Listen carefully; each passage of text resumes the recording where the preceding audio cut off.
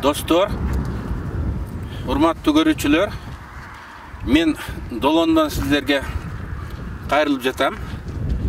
Кайрылуум 2 бөлүктөн турат. Биринчиси шайлоолор кандай өтүп жатат. Экинчиси Эдил Байсаловдун мага кайрылуусу боюнча. Шайлоолор азырынча жакшы өтүп жатат.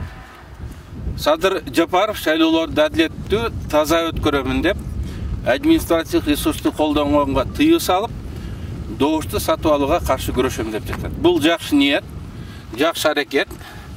Азырынча шайлоолор жакшы жүрүп жатат. Аягына чейин ушундай болсун деп каалоо кылайлык. Эми Эдил Байсаловдун билдирүүсү боюнча. Эдил Байсаловдун деңгээлине түшүп, акыйнек айтышу мага туура келбейт. Бирок ал айтып аткан сөз абдан маанилүү, чоң коркунучту билдирет. Биздин мамлекет өзүн билемдиктин айлампасына түшүп бара жатканын көргөзгөн симптом. Эдил Байсалов мындай дейт: Текебаев, силердин кеңешиңердин эч кимге кереги жок. Оозуңду ачканга укугуңар жок деп айтат. Эдил Байсалов эмне Кудай арханбы? Адамдын сөзүн эмес, башын алганга укугу бар. Эч ким соттагын кыргыз гражданиндин сөз эркиндигине болгон укугу, пикир эркиндиги болгон укугунду мыйзамдын сакталышын талап кылууга укугун жокко чыгара албайт. Мен эмне дедим? Урматтуу туугандар, калыс болуңуздар. Менин сөзүмдү аягына чейин көңүл буруп угуңуздар.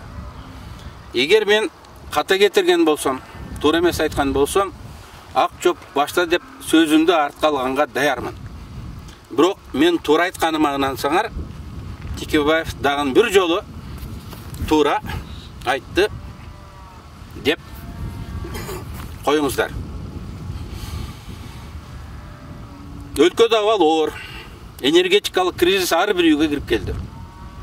Ошондой кырдаалда Конституцияда көргөзүлгөн тартипте кыргыз өкмөтү жыйын өткөргөн жок.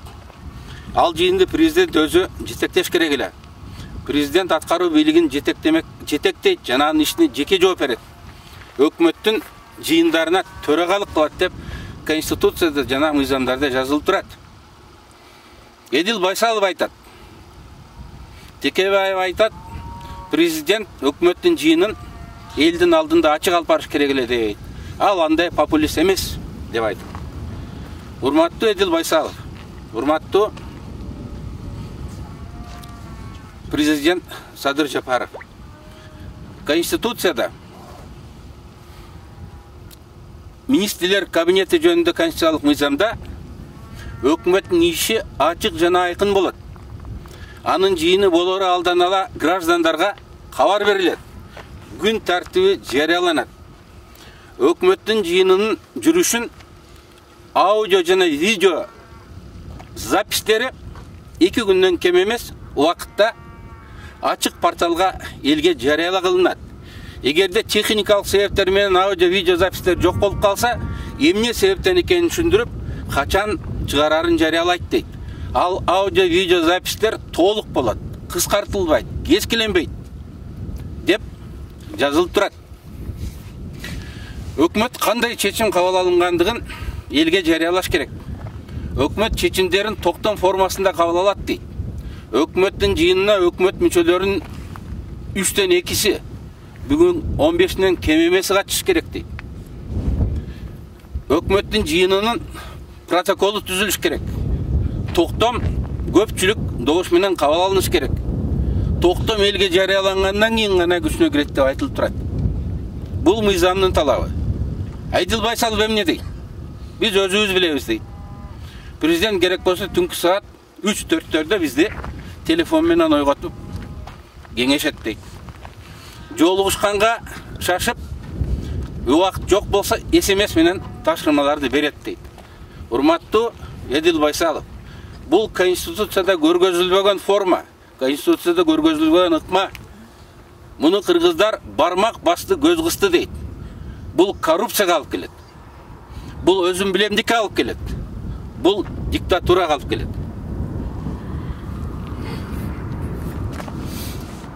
Кыргыз өкмөтү өз ишин мыйзамдуулукту сактап, Конституцияны сактап алып барабыз деп ант бергенсиңер. Президент да ант берген. Өкмөттүн ишин Конституцияга, конституциялык мыйзамга ылайык алып баргыла. Болбосо ант урат. Мындайларды кыргыздар анткор деп коет.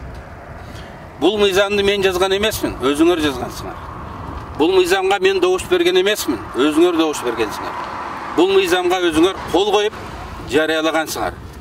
Мыйзамды, Конституцияны элди сыйлагыла. Эдил Байсаловдун бул билдирүүсү жөн билдирүү эмес. Бул абдан символикалык билдирүү.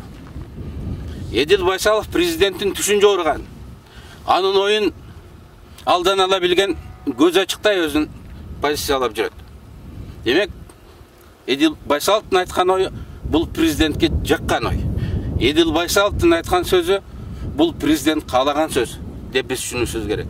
Эгер мындай жол менен кетсек, биз өзүн билемдиктин, зордук зомбулуктун туңгуюгуна түшүп кетебиз. Урматтуу мекендештер, биз ата мекенибизди өзүн билемдиктен, зордук зомбулуктан сактап калышыбыз керек. Бүгүн ал коркунуч реалдуу экендиги көрүндү. Эдил Байсалов жаштыкка салып, же тажрыйбасыздыкка салып, бийликтин оюн, алардын ниетин ачыктап коюп жатат. Биз бир болсок, эркиндикти сактап калабыз. Бар болуңуздар. Көңүл бургандыгыңыздарга чоң рахмат.